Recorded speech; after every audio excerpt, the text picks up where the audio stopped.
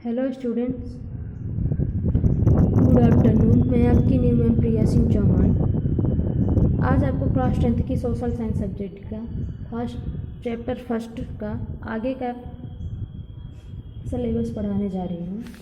ठीक है, जिसमें आपका फर्स्ट चैप्टर था भारत के संसाधन फर्स्ट, तो इसके आगे का चैप्टर पढ़ाने वाली हूँ, क्योंकि पिछली वीडियो में आधा चैप्टर हो चुका है, संसाधन, मृदा, ये सारी चीज़ें। आइए आगे का चैप्टर हम पढ़ते हैं, जिसमें वनों के प्रत्यक्ष लाभ थे। क्या था?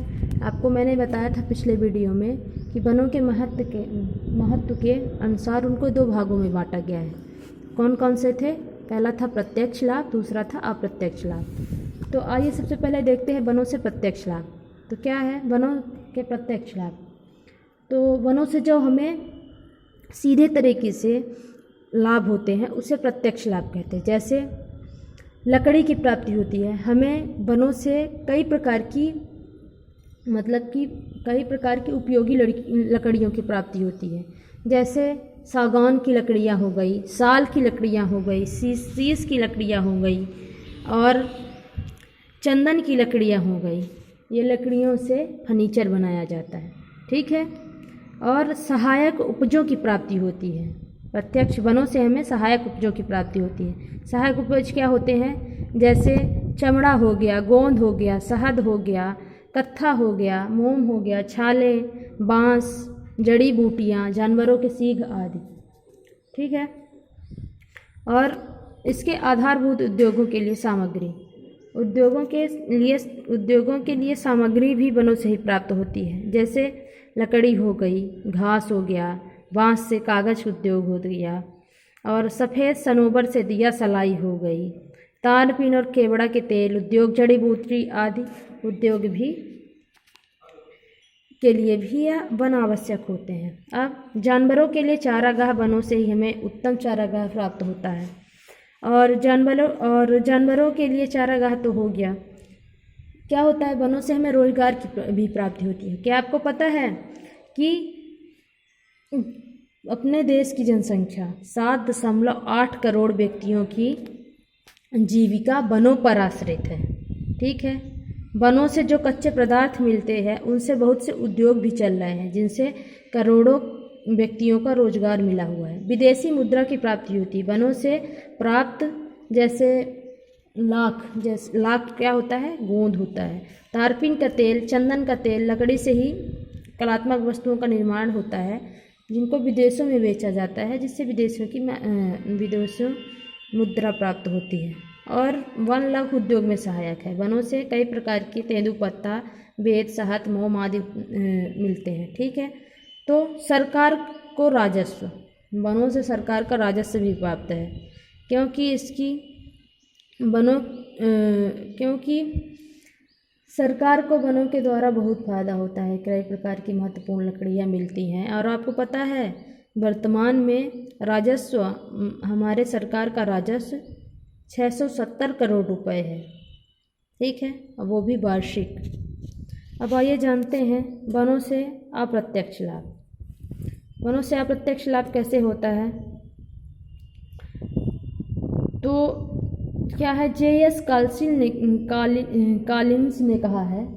कॉलिंस ने कहा है कि वृक्ष पर्वतों को थामे रहते हैं। वृक्ष क्या करते हैं? पर्वतों को थामे रहते हैं, जिससे उन पे तूफानी वर्षा का प्रभाव कम होता है और नदियाँ अपने अनुशासन में चलती हैं। ठीक है, और झरनों को बनाए रखते हैं कि मतलब वो अपने सही दिशा में चलते रहें। यही वनों के प्रत्यक्ष लाभ। अब आइए देखते हैं, मतलब इससे डिटेल में समझते हैं क्या होता है। मिट्टी के कटाव में कमी आती है। वनों के अप्रत्यक्ष लाभ ये हैं कि जब ज़्यादा वन होते हैं, जिस जगह पे ज़्यादा पेड़ पौधे लगे होते हैं, वहाँ पे मिट्टी का कटाव कम होता है। वहाँ की मिट्टी पानी के बहाव से कम बहती है और जलवायु को सम बनाए रखते हैं। जलवायु को ये पेड़ पौधे सम बनाए रखते हैं। हवा के प्रभाव को भी कम करते हैं। ठंडी गर्म हवाएं वायु क्षेत्र के समशीतोष्ण को बनाए रखती है। ठीक है, और ये वन बाढ़ नियंत्रण में भी सहायक होते हैं, रेगिस्तान के प्रसार को भी रोकते हैं वृक्ष, और वर्षा में सहायक होते हैं, जल स्तर की वृद्धि में भी वृद्धि होती है। जैसे कुआं, तालाब, नदियाँ गर्मियों में सूख जाती हैं, लेकिन आपने ये अक्सर देखा होगा कि जहाँ ज़्यादा पेड़ पौधे होते हैं वहाँ के नदी, कुएं, तालाब कभी नहीं सूखते हैं। ठीक है, जैसे जंगलों का ही लीजिए। और भूमि की उर्वरक शक्ति में वृद्धि होती है पेड़ पौधों की वजह से, वनों की वजह से, और ऑक्सीजन की मात्रा पर इसका प्रभाव पड़ता है। ऑक्सीजन की मात्रा में कमी नहीं आती है। ठीक है, और प्राकृतिक सौंदर्य तो बना ही रहता है वृक्षों, वनों के कारण। अब आइए देखते हैं भारत में वनों का संरक्षण। तो वनों का संरक्षण कब शुरू हुआ?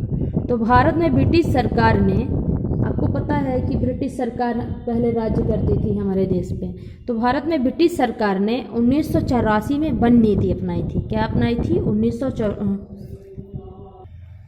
1994 में वन नीति अपनाई थी। किसने अपनाई थी? भारत में ब्रिटिश सरकार ने 1994 में वन नीति अपनाई थी, जिसके अनुसार वनों की देख रेख एवं का विकास, हर राज्य में वन विभाग की स्थापना की गई थी। और क्या किया गया था? वनों की देख रेख के लिए हर राज्य में वन विभाग की स्थापना की गई थी। और ब्रिटिश सरकार की इस नीति के दो मुख्य उद्देश्य थे। कौन सा उद्देश्य था? पहला था राजस्व प्राप्ति और दूसरा था वनों का संरक्षण। ठीक है, तो स्वतंत्रता की प्राप्ति के पश्चात सरकार ने 1950 में क्या किया था? एक केंद्रीय वन बोर्ड की स्थापना की थी, जो वनों के संबंध में नई नई नीतियाँ बनाती थी। तो इस आपको पता है इसकी चार मुख्य बातें क्या हैं? पहला था, जो यह केंद्रीय वन बोर्ड की स्थापना की गई थी, इसकी मुख्य बातें यह थी कि वनों के क्षेत्र को बढ़ाकर 33.3% करना। ठीक है, वनों का विस्तार 33.3% करना था, और नए वनों को लगाना था, वृक्षों को सुरक्षित करना था, और वनों के संबंध में अनुसंधान करना था। ठीक है, तो क्या हुआ? 7 दिसंबर 1988 को एक नई वन नीति घोषित की गई, जिसके सिर्फ 3 लक्ष्य थे। कौन कौन से थे? पर्यावरण में स्थिरता लाना था, जीव जंतुओं, वनस्पतियों जैसे प्राकृतिक धरोहर का संरक्षण करना था, और लोगों की बुनियादी ज़रूरतें पूरी करना। ठीक है, ये और इस वन नीति की मुख्य बातें भी थी। पहाड़ी, घाटी एवं नदियों के जल संरक्षण क्षेत्रों में वन बढ़ाए जाए, जंगलों पर आदिवासियों और गरीबों के पारंपरिक हक बरकरार रखे जाएं, और वनों की उत्पादकता पर ध्यान दिया जाए, वर्तमान वनों की कटाई से बचा जाए, और पर्यावरण संतुलन बनाए रखा जाए। ठीक है, तो ब्रिटिश सरकार ने यह नीति बनाई थी। फिर इसके बाद क्या हुआ? 4 वर्ष 1988 की घोषित राष्ट्रीय वन नीति को क्रियाशील बनाने के लिए 1999 में एक 20 वर्षीय राष्ट्रीय वनिक कार्य योजना लागू की गई। तो क्या हुआ कि 1988 में एक नई वन नीति को अधिक क्रियाशील बनाने के लिए 1999 में एक 20 वर्ष की क्या किया गया? राष्ट्रीय वनिक कार्य योजना लागू की गई, जिसमें निम्नलिखित कार्य किए जाते थे। केंद्रीय वन आयोग की स्थापना की गई। ठीक है, केंद्र सरकार ने 1965 में केंद्रीय वन आयोग की स्थापना की, जिसमें इसके कार्य थे आंकड़े, सूचनाएं एकत्रित करना और बाजारों का अध्ययन करना, वन विकास में लगी संस्थाओं के कार्य को समन्वित करना, और दूसरा था भारतीय वन सर्वेक्षण संगठन। तो भारतीय वन सर्वेक्षण संगठन में क्या हुआ कि वनों में क्या क्या वस्तुएं उपलब्ध हैं, उनका पता लगाने के लिए 1971 में इस संगठन की स्थापना की गई। ठीक, फिर क्या हुआ? वन अनुसंधान की स्थापना की गई। काष्ठ कला प्रशिक्षण केंद्र की स्थापना की गई 1965 देहरादून में। राज्य वन विकास निगमों की स्थापना की गई। तो क्या हुआ कि वाणिज्य वन विकास की स्थापना 19 राज्यों में की गई थी। ठीक है ना। फिर आगे क्या हुआ कि वन्य प्राणी एवं विलुप्त हो रहे वन प्राणी, वन्य प्राणी एवं विलुप्त हो रहे वन प्राणी, वनों के साथ साथ वन जीव भी मानव के लिए बहुत महत्वपूर्ण है, आपको पता है। तो वन जीवों में से जैसे मांस हो गया, खाल हो गया, हाथी के दांत आदि प्राप्त होते हैं वन प्राणियों से। ठीक है, तो क्या हुआ कि वन के साथ साथ मानव ने वन प्राणियों को भी बेदर्दी से विनाश किया, उनको लगातार उनका विनाश करते गए। जैसे बाघ हो गया, सिंह हो गया, हाथी हो गए, गेड़े हो गए आदि की संख्या निरंतर इनकी संख्या में कमी आ रही है। आपको पता है कि भारत में शेरों की संख्या बहुत ही कम बची हुई है, जिससे पर्यावरण संतुलन बिगड़ने लगा। तो इसको बचाने के लिए क्या किया गया कि वन प्राणी संरक्षण की शुरुआत की गई। वन प्राणी विनाश हेतु आपको पता है कि वन प्राणियों को विनाश के मुख्य क्या क्या कारण हैं। तो यह है कि इसका बड़े पैमानों पर वृक्षों का बड़े पैमानों पर विनाश होने लगा और विभिन्न उद्देश्यों के एवं वन प्राणियों का शिकार होने लगा। कई प्रकार के उद्देश्यों की पूर्ति के लिए शिकार होने लगा प्राणियों का, वन प्राणियों का।